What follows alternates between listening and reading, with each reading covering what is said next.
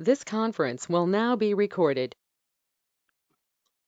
Well, welcome all to the FARA webinar for Join Together to Tackle False Alarms. I'd like to introduce two of our guest speakers currently.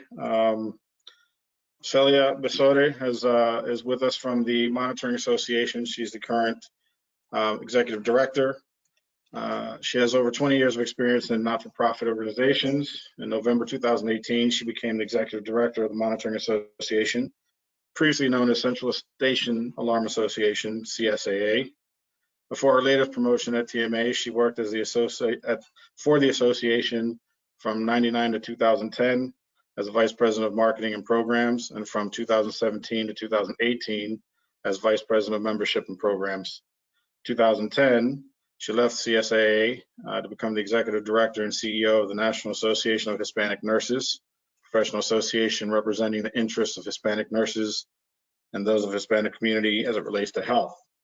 She is a member of the Security Council of Underwriters Laboratory. In addition to her work experience, she has a master's in business administration from George Mason University with an emphasis in strategic management and marketing.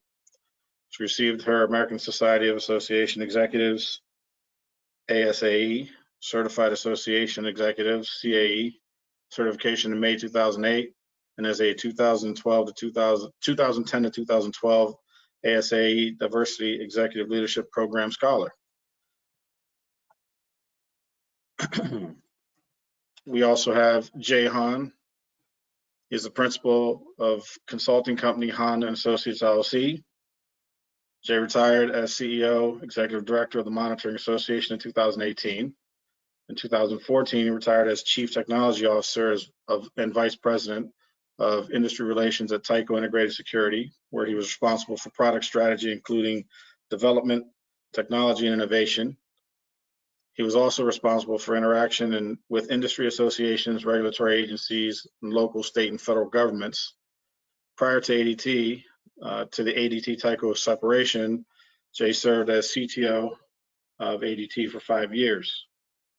Previously, he served as chairman of the Security Industry Association and as president of CSAA. He served nearly a decade on the board of directors of the Security Industry Alarm Coalition, SIAC. He is the recipient of numerous industry awards, including SIA's Statesman Award in 2009 and SIAC's William Mooney Award in 2011. In April 2011, he was inducted into the Security Industry Hall of Fame. He was also recognized as one of the security industry's most influential people in 2012, and in 2013 placed 16th on International Fire Security Exhibition and Conference Global Ranking of most influential people in security and fire. In 2013, SIA created the Jay Hauhn Excellence in Partnerships Award, presented each year to an individual within a SIA member company who has worked to foster partnerships across the industry. In 2009, Jay received the Stanley C. Lott Award, Monitoring Association's most prestigious award, in recognition of his contributions to the security industry. With that, they are going to be presenting, and I'd like to turn it over to them. Celia and Jay. Well, thank you so much, and thanks to Brad as well as to all of you, FARA, for inviting us to do this presentation. We are going to be sharing some of TMA's programs when it relates to reducing false alarm and false dispatches. So we're going to specifically talk about these programs that we have in here. 3 of them are related to standards that we have and some we're working on. And then the other ones are more program related efforts. So the first one is the TMA 5 Diamond program, and it started many years ago in August 2003. The reason was the intent at that time and still at this time is to increase the highest level, promote the highest levels of monitoring excellence. So in order to be a 5 Diamond, the 5 Diamond correspond with 5 requirements that people have to fulfill. The first one is that they have to be committed to being either UL listed, Underwriters Laboratory listed, or ETL approved or FM approved. So it means they have to have certifications from the organizations that have the highest standards of quality.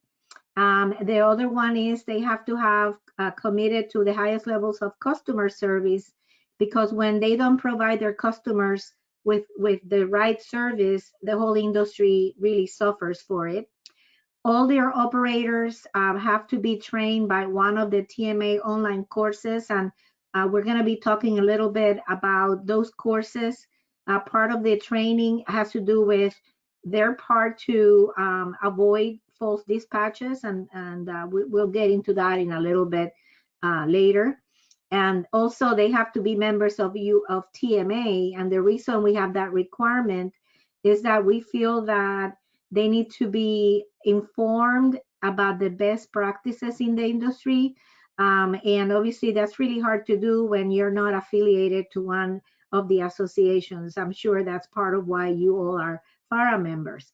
And of course, a very important reason for us is the commitment to reduce false dispatches. And one of the things that you will see further on is the commitment to follow one of our standards, CSV01, that Jay Hauhn, my other co-presenter, will be talking about. As of date, we have 132 5 diamond monitoring centers. Every year they have to reapply, they have to prove that they're fulfilling all the 5 requirements. And we're adding, this was done a few days ago. I know we added at least 1 or 2. They're in the process right now of renewing. So this number will change in the next few weeks. I don't know, Brad, if you want to do questions now or just finish the programs and then take some questions. Okay, I will continue. Then the other program, and for TMA, it's a fairly new program, is the IQ program. I know that FARA used to work together with the IQ certification board. I'm hoping that you will be engaged again. So at the end of June, at the end of December, TMA assumed management of the IQ certification program. Some of you, or if not all of you, are aware with the program, but in case that you're not, the IQ program is the only quality control for installations, monitoring, maintenance, and service of electronic safety systems. It was created by then MBFA's False Alarm Committee, and eventually was spinned off as a standalone organization. And then, like I said, we took control of it at the beginning of this year. In order to be IQ certified, companies pledge to adhere to a stringent code of ethics and provide touch maintenance and service. And they have to have their employees trained by the industry recognized programs from the National Training NTS to TMA and other industry recognized programs, meet all the licensing requirements, and so forth. They also have to recertify every year. So what we did is, when we became the managers of the program, we actually got together a committee, and they went and they review all the guidelines, because they needed to be updated. So we're very pleased to announce that we have completed all the reviews and all the vetting, and we will be launching this week the IQ programs to past participants, as well as anyone that would like to become IQ certified. And the other program is our online education. For us, education is critical in order to make sure that our members, our monitoring center operators, are certified at the highest level. So TMA many years ago developed 2 courses, a central station operator online course that has 2 levels. And I'm happy to say that they were completely rewritten. Level 1 was completed in 2017, and earlier this year we launched level 2. Level 1 actually has it has 6 modules, and one of the modules is completely dedicated to false alarm reduction. We believe that it's very critical that operators understand and prevent doing false alarm dispatches. So, we have different ways that we ask them to verify alarms and, what the optimal procedures are. And then throughout every single module, we do bring up the idea of the importance of reducing false alarm dispatches. Level 2 also promotes following best practices throughout the whole course. It has one of the modules has to do with standards. So we talk about our alarm verification standard and other standards in the industry. We also developed a false alarm impact awareness online course for residential customer. And this is available to anyone that would want to put customers that are generating a lot of false alarms to be trained on the importance of, making sure that they're using the system, the correct fashion. If they have guests, they share the password and so forth. So this whole course is dedicated to consumers so that they can train their customers to make sure that they know how to use the system correctly. Another program that we participate in is TMA FirstNet. And TMA FirstNet is the country's first nationwide communication platform. I'm sure you are all familiar with it. For many years, TMA worked with the professional safety and security industry work together to be sure that we would be able to participate on the FirstNet program. And, they recognize that it's important that they receive the alarms in case of an emergency, like a national emergency. So we are considered to be part of the program, and AT&T FirstNet chose TMA to be the organization that provides a certificate of verification of compliance to participate in the FirstNet program. So everyone from manufacturers, installers to monitoring centers, the whole chain have to receive a certificate of verification. And there are multiple requirements for people to receive this certificate. One of them, it can only be used to transmit public safety related alarms. So not any other types of alarms. It has to go to a central station monitoring facility. That facility has to be UL listed, ETL approved, or FM approved. TMA has to confirm, the FirstNet participant has to confirm and verify the alarm is a real alarm before they notify an ECC, and they must follow which Jay is going to talk about, our verification standard. And again, the whole chain, the dealer, the central station facility, as well as the equipment, has to be UL listed. So TMA was charged with the responsibility of reviewing the applicants, making sure they have all the all the requirements satisfied, and then we issue a certificate. Every year, people that are in the FirstNet program for the alarm industry has to come back and get recertified in case some of these requirements is not, it has not been maintained. Let's see, next. And then that is an overview, very brief, of some of the programs that we have.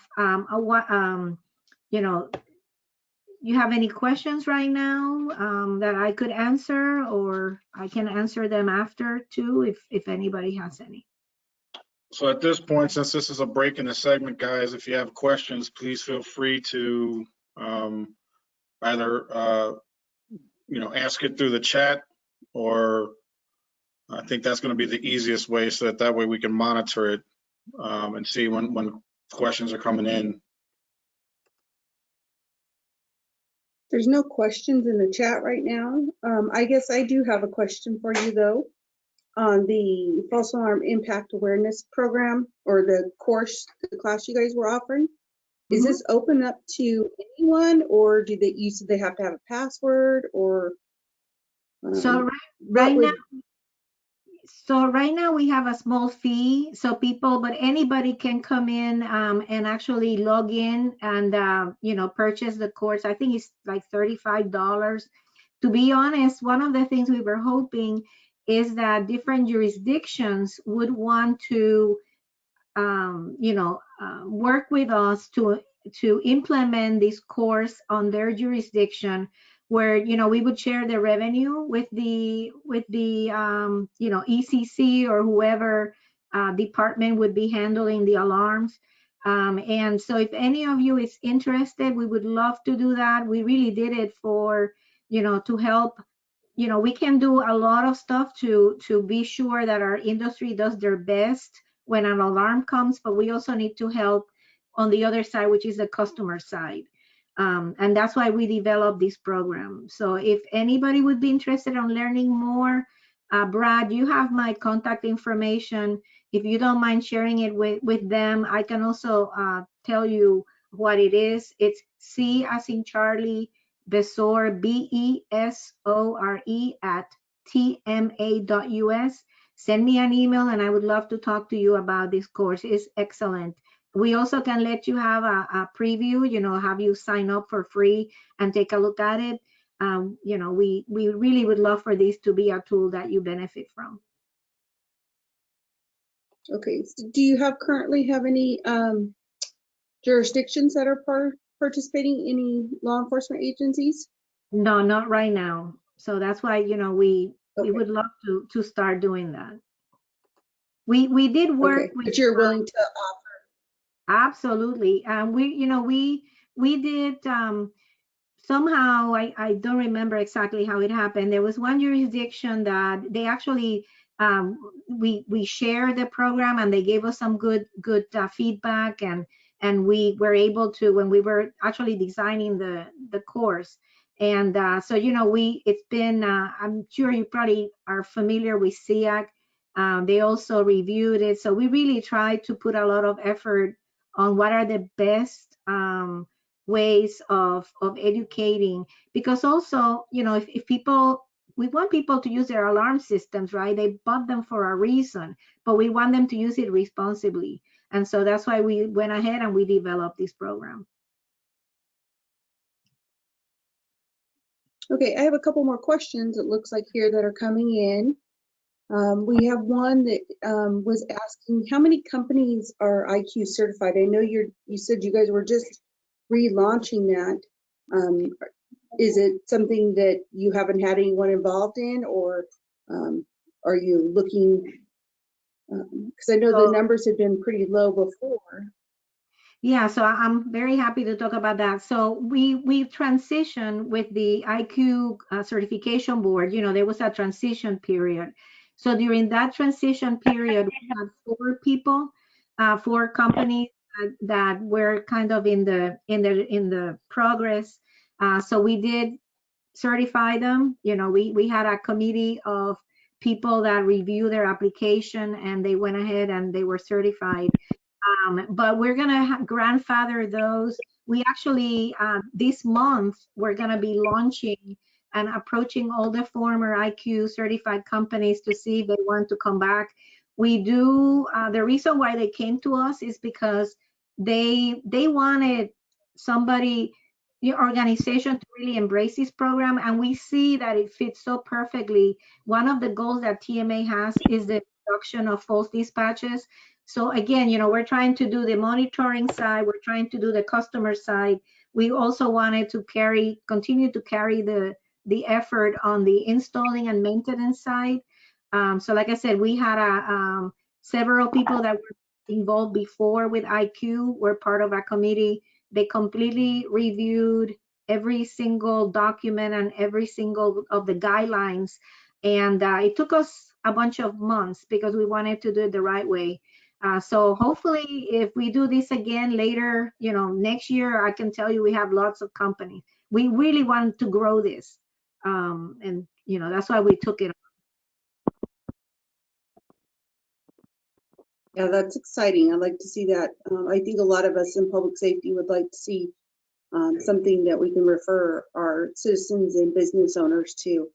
And hopefully it will be very successful and really grow. And I remember, It looks like, go ahead, I'm sorry. oh, no, go ahead. No, and like I said, Brad, if you don't mind sharing my email with your members, if anybody's interested on talking more about IQ, I'm happy to send you the guidelines. We actually are going to be this week uploading all the documents on our website. We do have a page now that just has general information.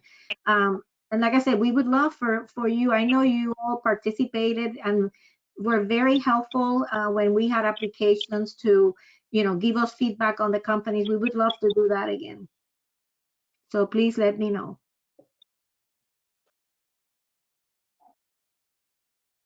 Okay.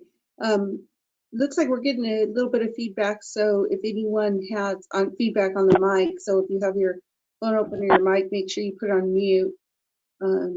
Sherry, I see your question, and I think that it was answered. So you had offered for public safety to be able to take a preview of this if for your course, going back to the false impact awareness course, that maybe to reach out to you would be the best way and set something up.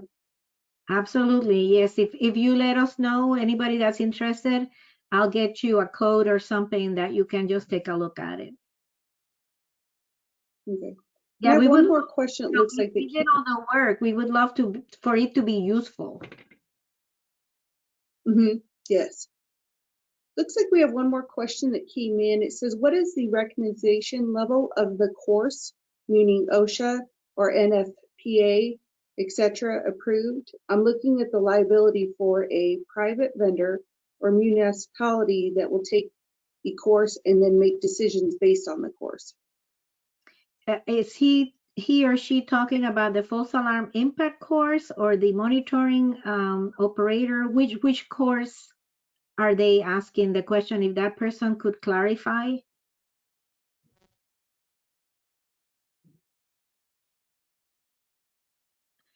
For example, the operator online course, all the information that we have, is vetted by subject matter experts. We have on the level 2, we have a whole module on standards, and we actually went to people that are members of the committees or some of the staff of the different, like UL, and they actually reviewed and edited some of that content. So I'm not quite sure what that person means. If they can clarify. Can you hear me? Yes, go ahead. I'm the one that posted the question. So I'm a fire officer. Okay. I work on a county committee that tries to prevent false alarms. I would say for the most part, our county dispatch is not as much of an issue versus we have numerous alarms that are monitored by private monitoring companies. For example, it might be elevators or other things, or for residential alarms. And we very often run into situations where why did the private monitoring company dispatch us to something that perhaps we should not, or there was no need. So the question becomes, if a code official is then going to talk to that private monitoring company and ask them what is their level of training, where's their certifications and all that. So now we're looking at what you're talking about. I'm new to the group. Thank you very much. I'm enjoying so far. But the training classes that you're offering, if we tell a private company, hey, if you take this class, you're, quote, certified, what does that mean and what does that do for their liability? So, thank you very much. Sure, no problem. So our operator courses, there are some jurisdictions that have requirements for licensing for monitoring center. So level 1 has been already approved for CUs or for, licensing, recertification and certification on all the states that require operator CEU education, you know, in those. Level 2 is very new, so we already got Oregon, which really has the highest level of, you know, they require, I think it's an 84% score or higher in order to be approved. So, you know, we have those external bodies that actually review the courses and approve them. I hope that answers your question. But I'll talk for a second, Celia. So within the level 1 and level 2 training, and when it speaks to what a central station agent or operator does, they follow very close, not follow, they adhere completely on the fire side to exactly what is done within NFPA 72. Within chapter SIG SSS chapter 26 that defines mostly how to handle commercial fire alarms, including times that are required for processing and all within the monitoring center. And then on the residential side for fire alarm, it follows the SIG HOU, household fire alarm.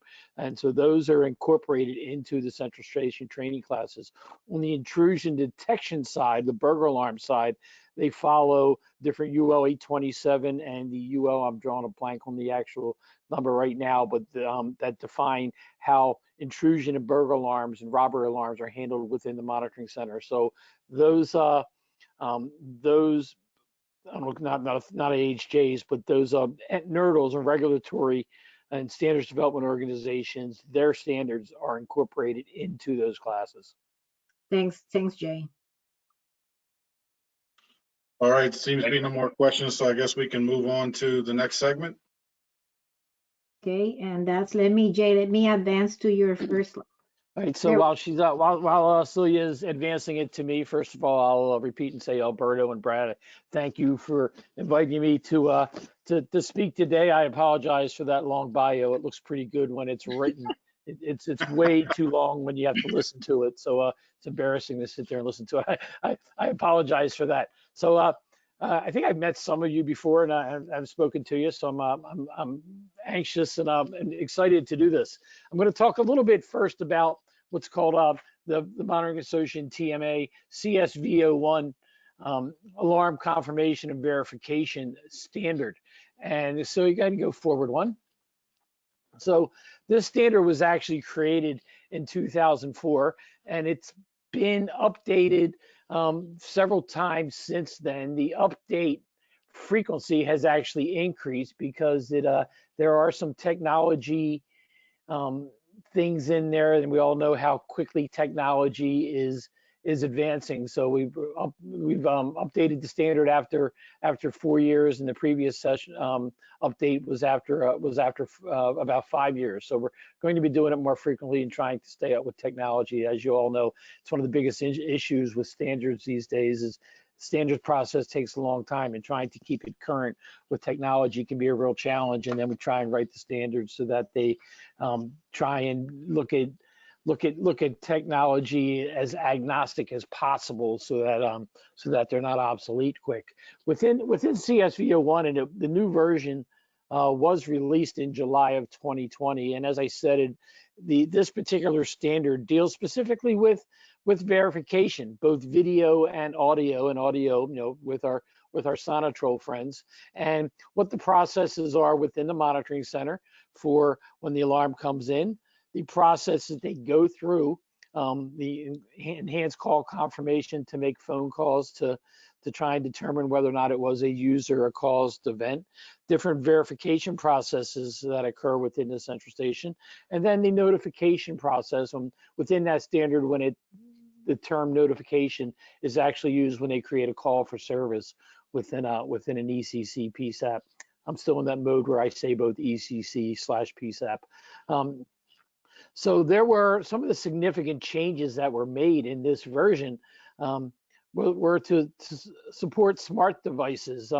Fact is, the previous version was very prescriptive about using the traditional telephone to make contact and notifications, and number of people that use their telephone these days versus preferring to text or use an app, it's really shifting. So the standard has moved from being just a voice-centric way to talk to alarm users to accommodating smart devices. We also did things like it talked about answering machines as opposed to voicemail. So little things like that were changed. So the technology was tried to bring it forward. We really tried to do the wording to accommodate things that we perhaps from a technology perspective and accommodate things for the next few years before we have to open it up again. The modifications to support new communications method also, that goes right back into the smart devices and to, again, accommodate means to communicate with people that are not telephone centric. And then with the with respect to verification, we made quite a few changes in the way that an operator, and this particular standard is really more of video focus. So we did a lot of work that was based around whether or not human activity or evidence of human activity was observed when the central station operator is looking at either real-time video, looking at video that was captured prior to, during, and after the event, or and some of the older systems where they're after the event, and when that operator is attempting to determine what may not be going on. So we did things like looking at there's no human activity and the central station personnel cannot get in touch with people. If there is human activity present, but it appears that the person should be there, or if there is human activity, but there appears that the person is perhaps performing something nefarious, and there are two other examples. And this standard is actually on the TMA website. It is available to everyone. UL and NFPA and other standards development organizations charge you an arm and a leg for copies of their standard. This one is available to you. One of the things we did, there was quite a bit of debate about whether or not a central station operator could determine there was a crime in progress. And a lot of the advice we received was that the only entity that can really, and I'll use the term legally, but it's close to legally, determine that there is a crime in progress is a sworn officer. So we took a lot of that wording out of the standard, out of the possible additions to the standard, and a lot of times we now talk about probable crime in progress versus crime in progress. And then in addition to that, the modifications to align resolution with public safety, what that means is we tried to, in talking to folks from the PSAP ECC community, and being very careful to not ask you to triage events, but to be able to just tell you what it is that we're seeing. So the standard actually gets back into that. I see a human on place, and just tell the telecommunicator what they see in a very concise manner. And again, typical minor cleanup on things, which I won't go through because you don't want to hear about spelling and grammatical errors. So I don't think you do. So Celia, next slide. The previous standard, is really based around verification per se, and both, as I said, both video and audio. But really, that's Okay, can we pause here and see if they got questions about the first part? Absolutely. Yeah. I don't show any questions. Anyone have any questions? Good. That means I'm either explaining it really well or boring the heck out of you.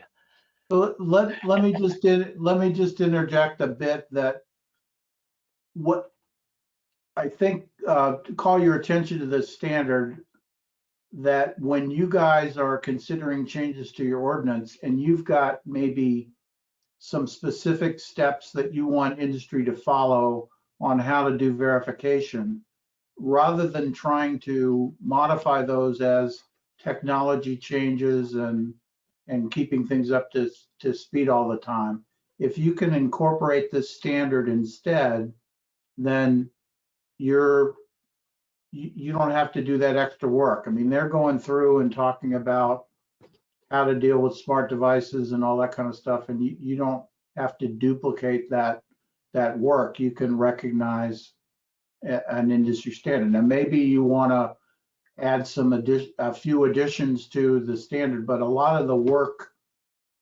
is there for you. So particularly since it's free on their website, I would encourage you to look at it and consider adopting it by reference to save you the time, and it will then be kind of evergreen and update as technology changes. That's good information, Brad. And I will say that the model ordinance that SEAC created that is provided to municipalities as a basis for their alarm ordinances does in there state that monitoring centers that will call into an ECC with a call for service follows CSV01, which does go through and do that requires the 2-call confirmation process. And okay. Jay, it's an ANSI standard, right? Yeah, absolutely. Yes, it is. It is an ANSI standard, and it did the new version was that was released in July is ANSI approved. Next slide. So, and I'm hoping that this next little discussion here is going to make a lot of you say wow. So TMA AVS01, we're going to call that it's the alarm scoring standard, and the standard was the PINs, which is the term that ANSI uses when you submit an application to them to create a standard or revise a standard. The PINs for this was accepted in April 2020, and the first meeting was actually held last week, and on a twice a month cycle, and next meeting is going to be in about a week. And if we go to the next slide, Celia, I'll talk a little bit about what this standard is doing. So data is everywhere. Everything we do in our lives these days generates data, or is what we do is based on data that's collected, or data that we looked at. In our industry, if you think about just the nature of what we do, the amount of data that we collect is pretty extensive. But the fact is, a considerable amount of that data is not used. It's just stored and is not used. So what we are doing is looking at a process that will take real-time data. That's things that are occurring at the time that an alarm event occurs. And the sensor technology today is also advancing at light speed. So real-time data from sensors, and combined with a plethora of historical data that related to that system about things of when they usually turn the system on and off, what has happened in the past. Has this particular person to turn the alarm system on always calls the false alarm? Once every other week they cause a false alarm when they leave. So all of this data that is out there gives us a really good capability to determine the probability of a crime in progress. So the purpose of this standard is to use all of this data and create an alarm scoring metric that in the end will be that metric, whatever that output of that metric is, will be provided to the PSAP's ECC when a call for service is requested. A good analogy that we're using, and those of you that do work in ECCs, PSAPs, and particularly on are very familiar with OnStar and the crash severity program. And what that OnStar does is all those sensors that are in a car that can determine speed, the inertia of the stop, whether it was a side impact, whether the airbags deployed, the considerable amount of data. And analyzing that data allows for a determination of the probability of injury or the severity of the crash, and allows the responding agency to determine what that response will look like. We've seen instances where in a rural area, a rather severe crash, and the time that a police or fire could get there, maybe 10 minutes, it would take a while, but the data was so, showed that it was pretty extensive crash, and that a helicopter was dispatched because of not waiting for EMS or police to get there and request the helicopter. That type of data, the plethora of data makes that possible. So the analogy is that all of this data that we collect and putting it back into scoring algorithms will be able to create this scoring standard. So yeah, next slide. A little bit of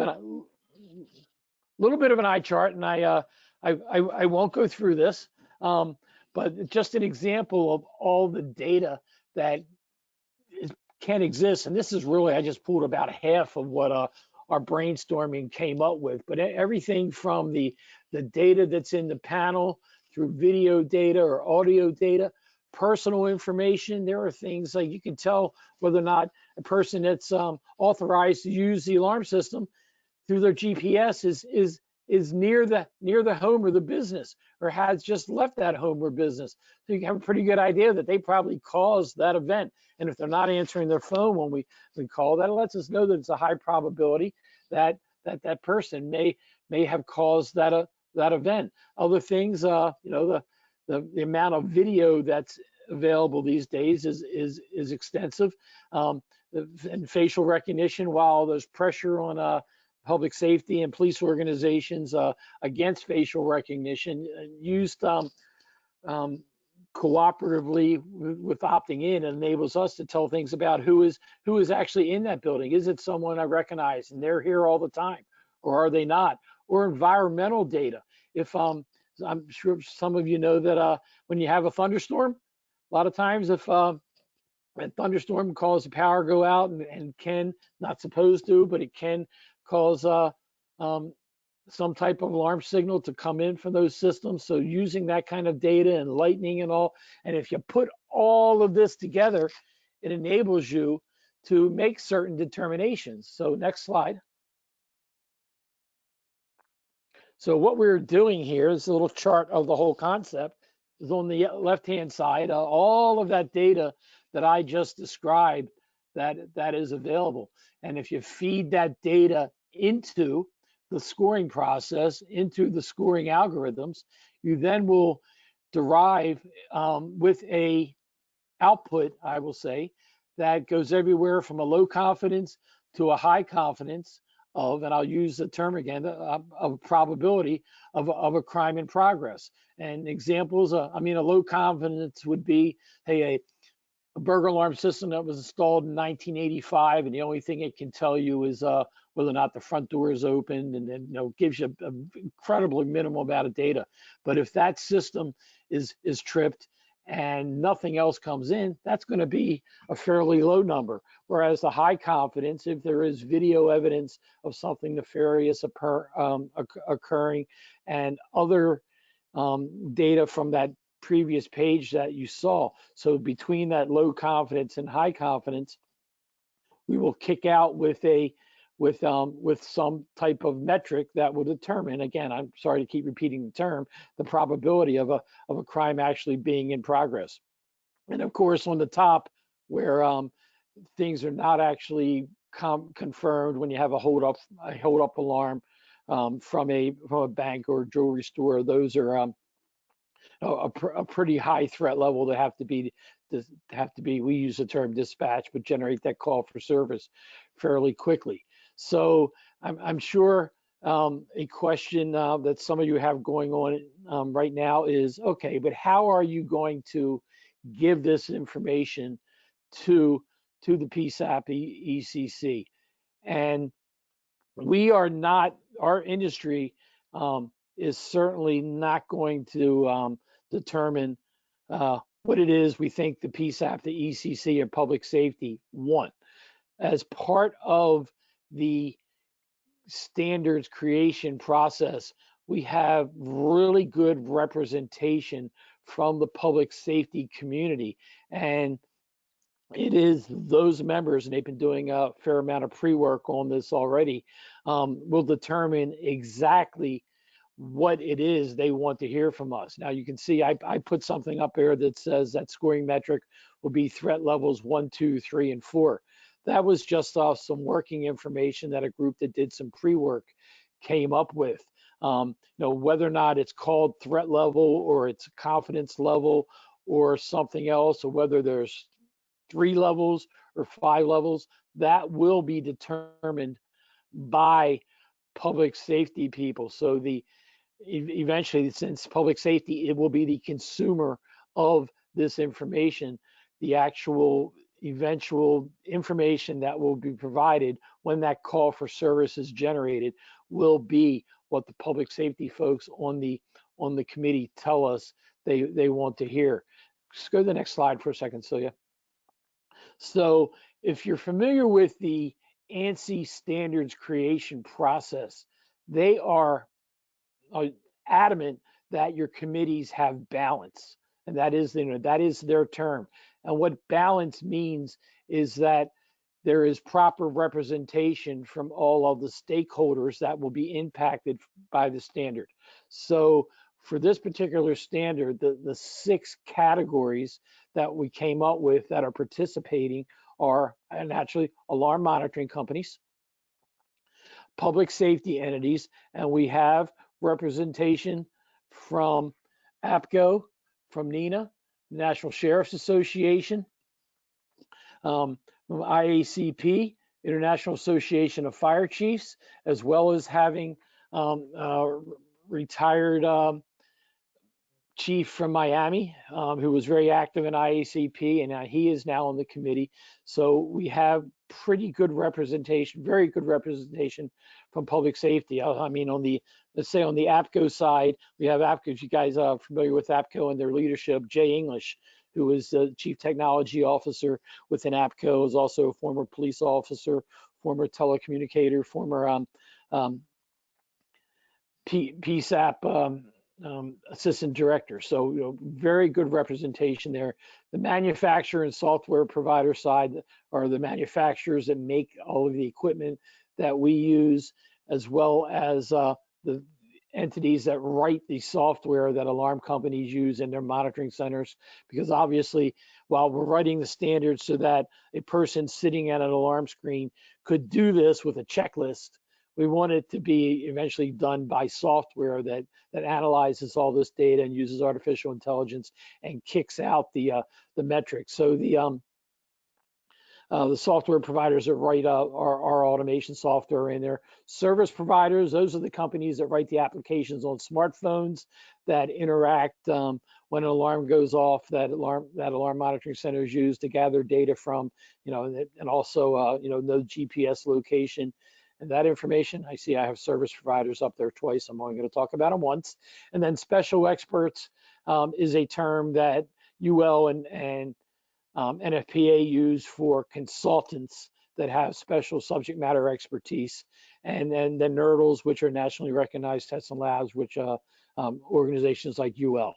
So we have pretty good balance. We have, I think we're considerable balance. We have right now 43 people that are on this committee. I'm sure 43 people in a committee can be pretty scary if you're running the committee.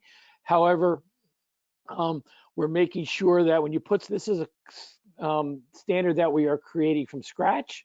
So in doing so, we're going to be breaking into lots of work groups. So when we get into the 5 or 6 work groups that are going to be doing this, and then, you know, divide that 40 some people by 6, your work groups come down to a manageable level.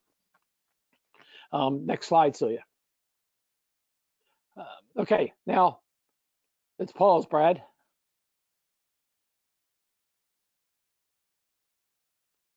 I'm hoping I really got some attention there on that one. Go ahead, Carrie. I'm sorry. Oh, is there any questions? I don't see anything come up in the chat.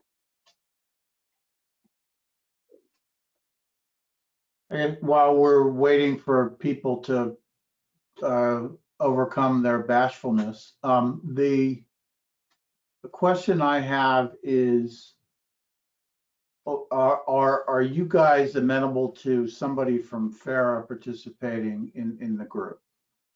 I'll start out by saying yes.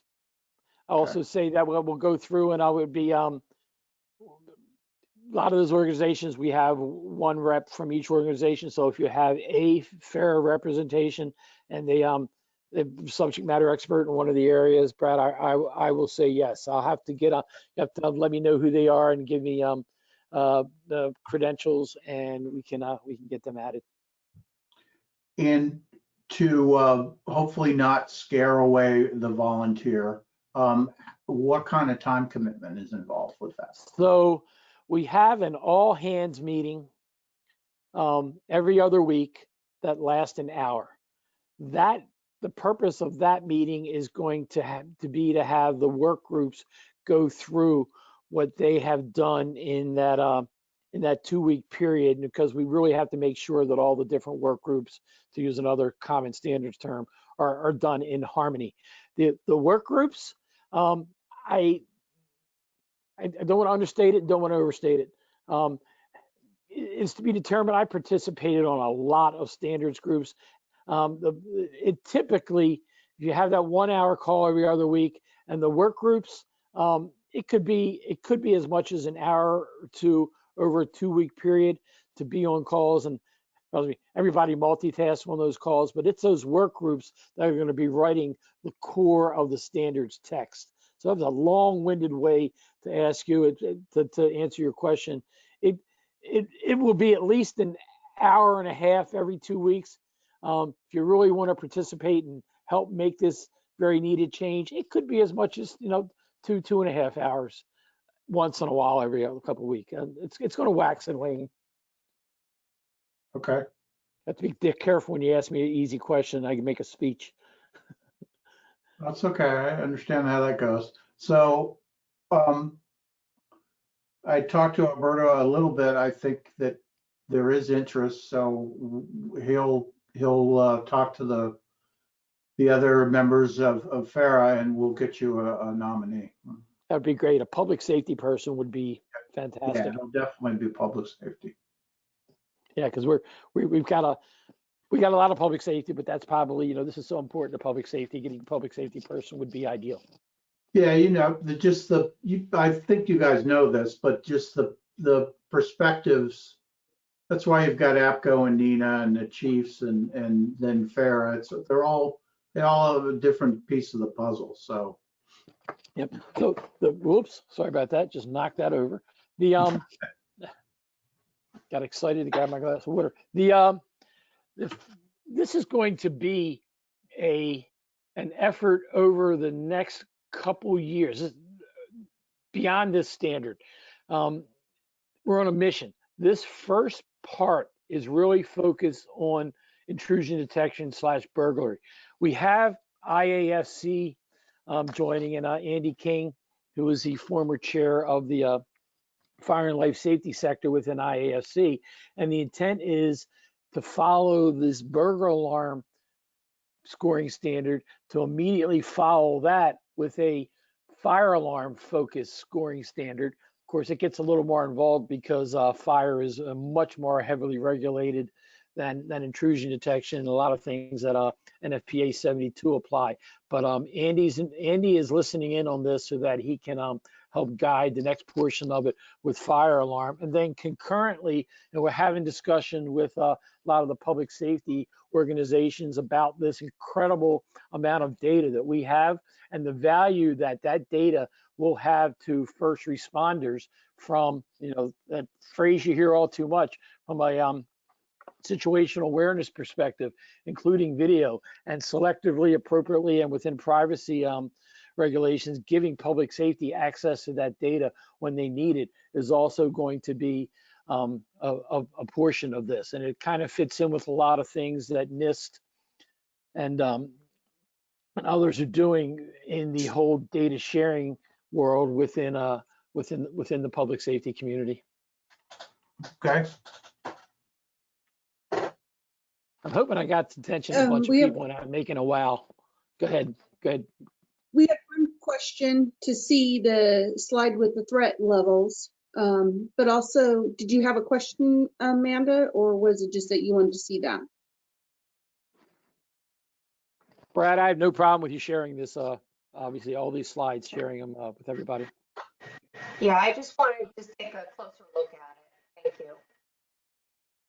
Yeah, we can send it to And you too, also, Amanda. yeah, and we're also going to have this available on our for the attendees who missed the course, that they can repeat this or view it, so you can go back and look at it. I guess one question I had back to that threat level thing there, Jay, is that when I saw that, I thought about maybe a threat level 5, which is no confidence, and that would be a signal that public safety didn't see. Just that concept of that all this data might actually be a verification or validation step that would cut some of the signal traffic down. Is that envisioned? Yeah, well, absolutely. And it didn't show in this chart because this chart was eventually showing actually what leads to a public safety notification or what leads to a call for service. You can't see me right now, but I'm kind of pointing down below that low confidence. And there are a lot there. Some of the other charts, Alberto, do show below that. And I think, and you may say, really, probably about, I think the number is upwards of like 75% of the alarm signals that come into a monitoring center do not lead to a call for service because they do go below that, even below that low confidence. Okay. Okay.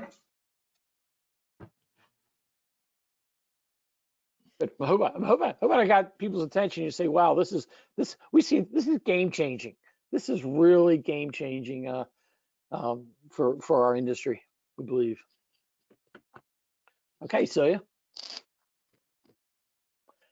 ASAP to PSAP program. Haven't figured out how to make that ASAP to ECC yet. It still sound cool, but we'll have some marketing people that make a lot of money trying to figure that out. So I presume most of you are familiar with the ASAP to PSAP program. Some of you are using it. So I know some of you are in the pipeline. Carrie, you said you're in Riverside. We've been talking to your chief about it. Who's actually trying to get Cal DOJ to make your state NLS switch compatible. So I'm gonna. Yeah, so we've been next winning slide. it here. We've been winning it here for a while, but yeah, it's the state DOJ, I think, has always been the holdup. So. Yep, they are. And we're hoping your chief can push it through. And we got a few other chiefs that are from California that are now beating up Cal DOJ also to get them moving. So Celia, next slide. I'm not sure. I'm probably talking way over time, Brad. I'll talk fast through this one. I spent a lot of time on the standard, but that was important. So why ASAP? As you all know, right now, when we create a call for service, we are literally using 100-year-old technology and dial the 10-digit non-emergency number in the ECC PSAP. And so what we're in the process of doing, or what ASAP does, is replace that voice call with a data transmission. Next slide, Celia. This is easy to, when I'm walking around a room and I have this up on a screen, it's kind of easy to talk about this. But basically what we're doing, we have on the right-hand side is central stations, and through virtual private networks, they connect to the NLETs through the internet and connect into the NLETs. I know you all know exactly what NLETs is. The nationwide network that shares CGIS data between all of PSAPs and ECCs that have a law enforcement component. So in the NLETs facility out in Arizona, we have infrastructure there that manages the ASAP program, and then on the state side of it, we come out of there, the NLETs WAN, and go into all the state CGIS switches, and they're kicked down into the individual PSAPs. What happens here is that when a monitoring center that is participating in the ASAP program needs to send a call for service to a PSAP that is participating in the ASAP program. Software that is in the central station, instead of the operator hitting a button and dialing the 10-digit number, they hit a button and it sends that call for service through the NLETS system and the message broker at NLETS out through the state NLETS network and directly into the PSAP CAD system. And all of the tier 1 CAD systems are compatible. We have several of the tier 2 CAD systems that are now coming online. And what it does is injects that call for service directly into the dispatch screen in the CAD system. It is designed so that if a PSAP wanted that call for service request to go to a call taker instead of going directly into the dispatch screen, that option is there. However, every PSAP that is online has chosen to have it go directly into the dispatch queue. Next slide, Celia.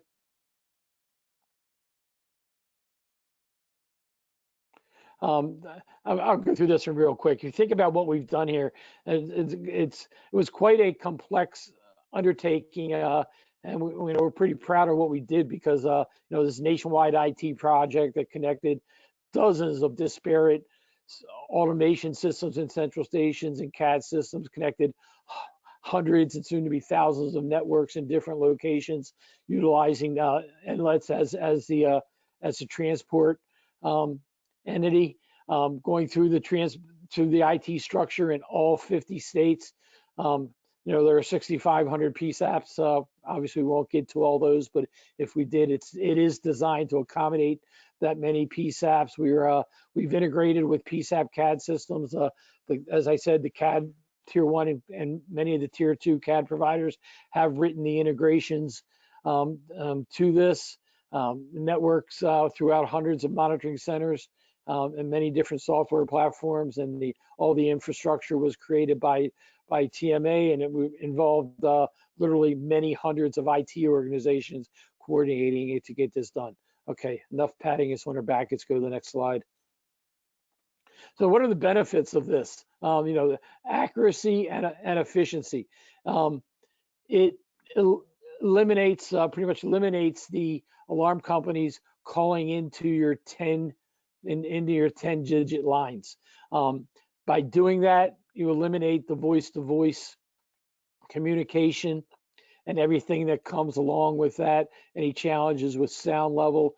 A national central station located in Birmingham, Alabama, calling the ECC in Manhattan, well, they don't speak the same version of the Queen's English. So any of the translation is done, the regional dialect and terminology goes away. So the accuracy is done, it's fairly accurate. Lawyers have taught me never say that it eliminates errors. It virtually eliminates errors. So it also, whenever a PSAP and a monitoring center are going to enter the program, when a monitoring center comes in, every address in that monitoring center's database is checked against the PSAP database, and there has to be an exact match.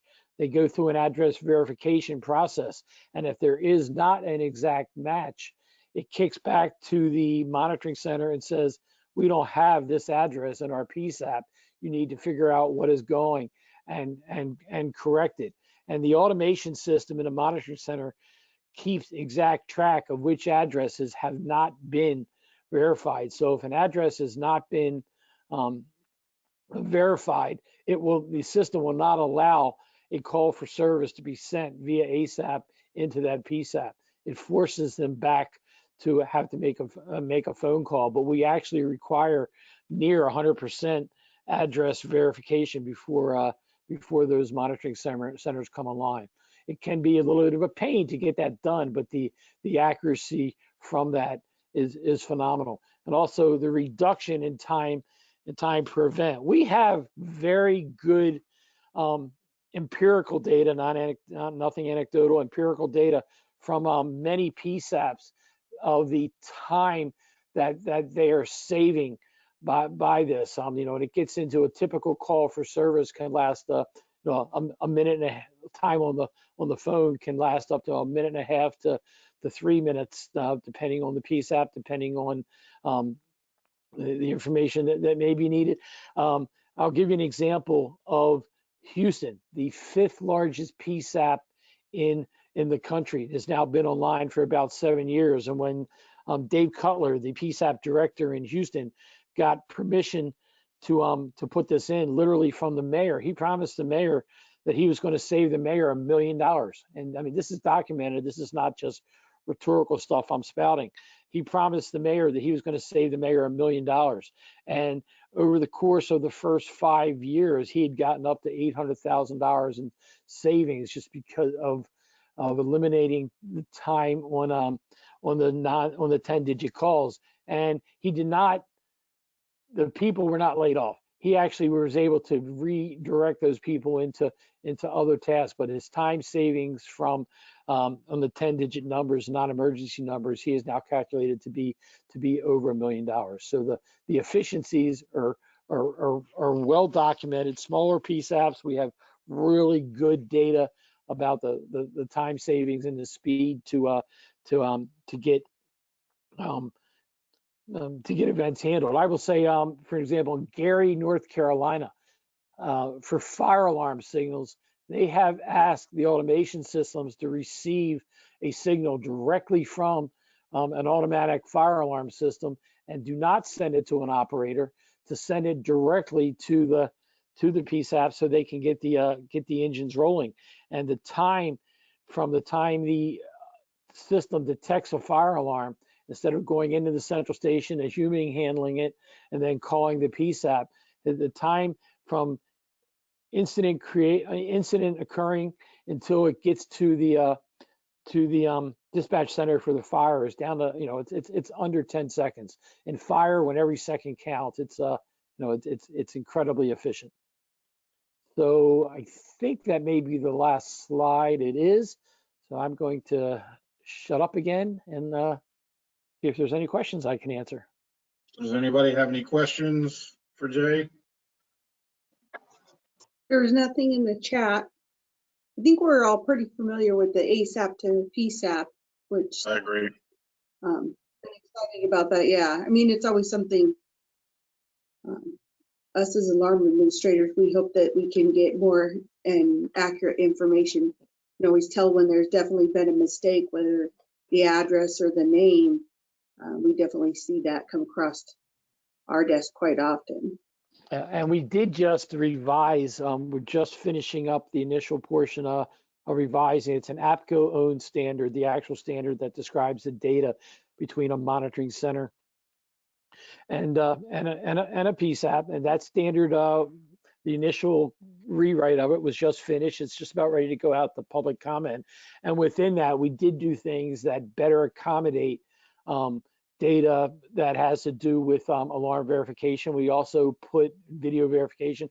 We also put in the standard holding spots for the scoring standard that I just spoke about, so that that what I'll call threat level, so that information and any corresponding data that a PSAP may want that validates why that metric kicked out a high probability.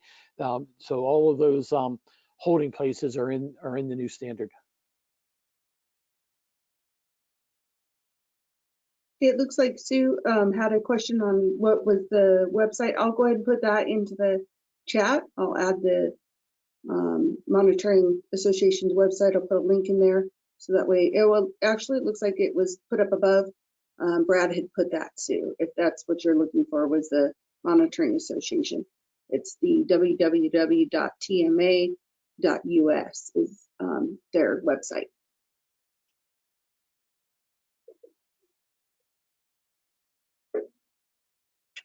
Well, if there's no other questions, Brad, is Stephen on the phone?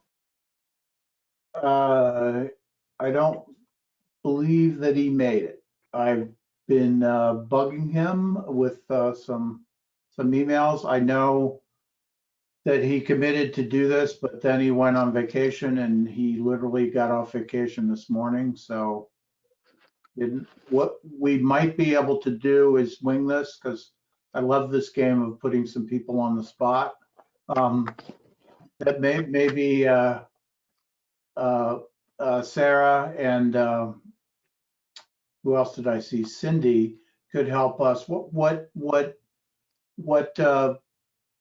Stephen was going to talk about was the change of using text messaging and other ways of reaching out to folks to verify whether their alarms are valid and all that, since nobody answers their phone anymore. So do you have any input on that, Sarah? I see you. Yeah, so our central station tries to kind of push different paths of communication because they don't always answer our phone calls. So we really do try to offer as many types of electronic notification for alarm systems as possible. We can send text notifications, we can send email notifications, and we also have a chat text service so that when your alarm goes off, you will get a text message that'll include a link, and then you and your contact list will join into a chat environment, and that way y'all can talk about who set the alarm off. Are you at the house? Did you open early? And then from that chat environment, you can send the central station back a request to dispatch or a request to abort, and the operator is in the background handling those signals. But it really, whenever we send a text message, I think I read a statistic yesterday that 95% of all text messages are read versus a very, very, very low number of answered phone calls. So just being able to communicate with subscribers about their alarm system, is paramount, and it's becoming more so popular as time goes on. We are seeing, niche markets being created around collections, using just, text messaging. So entire collection companies are only allowing text notifications. You can call them, I guess, if you want to, but so the text notifications and other electronic means of communication is definitely something that if you're not already doing it, it is being done. It's pretty popular. So since it's so effective and everybody's using it, maybe people will stop answering their texts now. Yeah, they can, but when they see that or something. Yeah, when they see that their alarm has gone off, the police are about to be called, and they'll meet them at the site. That kind of makes a person jump to more readily. And if they can just text back, that's even better. Okay. On cue there, somebody needs to answer their phone. Cindy, is you with us there? Do you have any comments? I agree absolutely with everything Sarah just said. As far as in our center, it's about 50% of the time people don't answer their calls. And so text messaging has been very effective way to reach people and to get a response on whether to dispatch or not. But certainly notification calls. We've been doing text or email for a number of years, just trying to let people know what's going on with their alarms. It doesn't actually require the operators speak to somebody. We can just let them know if they can fix the issue, the them directly or the dealer or both. And I think that's been much more effective than phone calls. Even when you reach somebody, they don't necessarily follow up, but a text or an email they might see again and then go, oh yes, I need to take care of that. So I totally agree that's in the future, but you're right. I personally now probably get 20 texts a day that are just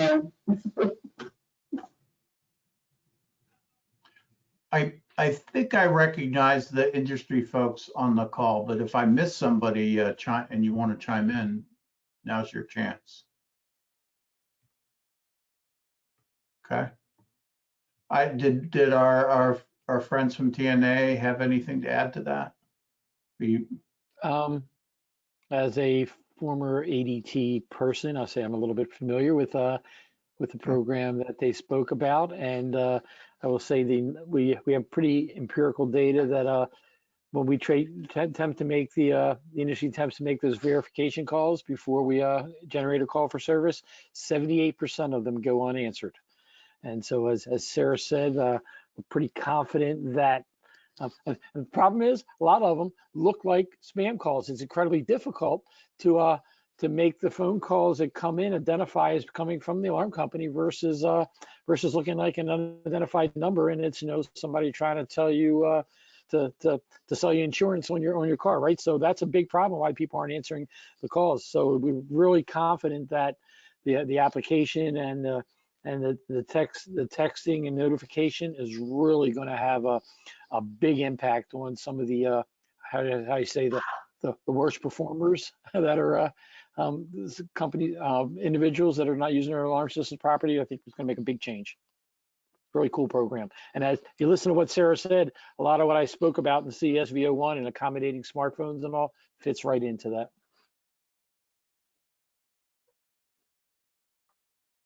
Now, I have a question. I know I've heard some of the companies, they have been able to identify their phone coming into the user that will show as, they'll use one number as a callback, or maybe a couple different numbers as callbacks, but at least to where the user can program it into their phone, so that way they can tell if the phone call is coming from their alarm company. Do you know if that's something that's just, a few companies here and there that are doing that, or is that something that the industry as a whole trying to do in order for people to see that they've missed a call from their alarm company, or that their alarm company is calling them? So Carrie, I'll say that I'm sorry, Celia, I think I spoke over you. It is absolutely a best practice, which the Monitoring Association recommends. It is included in some of our training classes and all that recommend that it be done. A lot of monitoring centers are absolutely doing it, as you said. Those that are not doing it, it's not from apathy. It's that the telephone infrastructure and trying to reprogram it, that's the wrong word, but to set it up to be able to do it is not as simple as it is for some companies, it is for others. I think most are absolutely moving that way, but it's not just flipping a switch. And I was going to say that I have seen more and more members on their signature now. They actually specifically say, make sure that you have, I'm paraphrasing, but they have something to indicate to be sure to encode in their cell phones the monitoring number, because of the robocalls, all these things that the telecommunication companies are putting in. We want to make sure that customers know the company's calling. So not only do they, we're trying to educate the operators, and then that false alarm course that I mentioned, one of the things that we tell them is exactly that, to know, have handy also to cancel alarms and things like that. So like I said, I have seen now more recently, more efforts to make sure people have their phone numbers on their caller ID set up so they recognize it.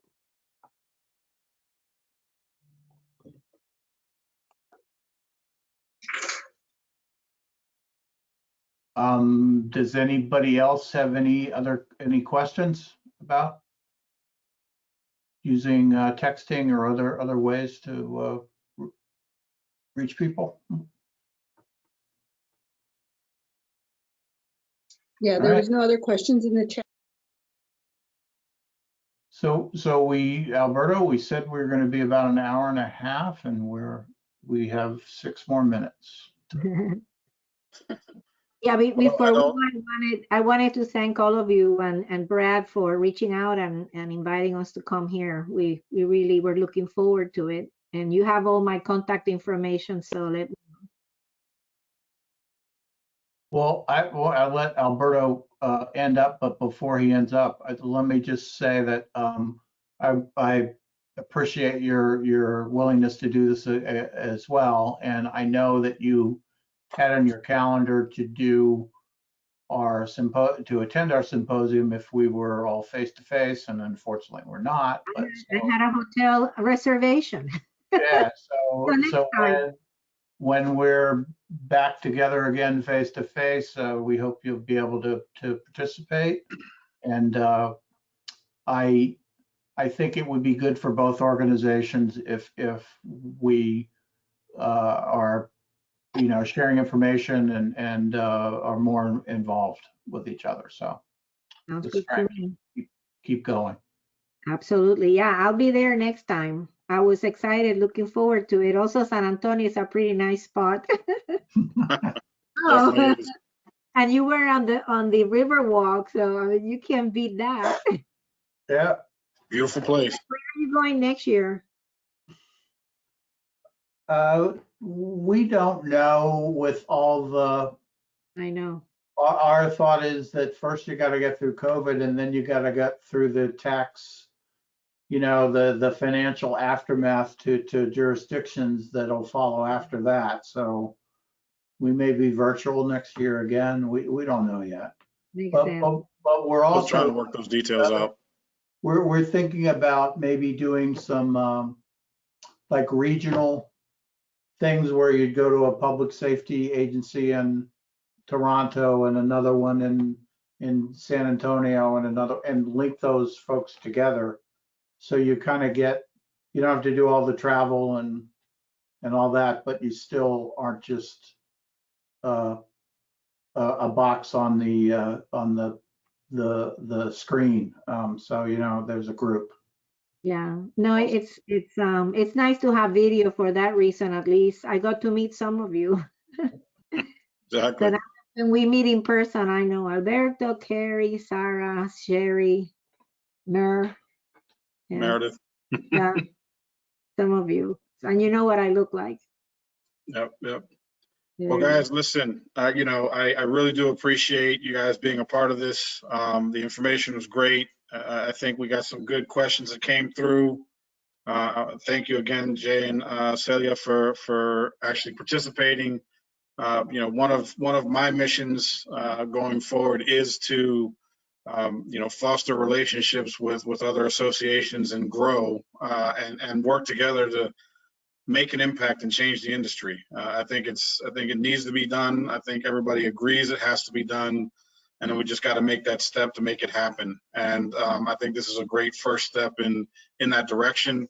Thanks, Brad, for reaching out and getting this together with Celia and Jay. And I look forward to more interactions.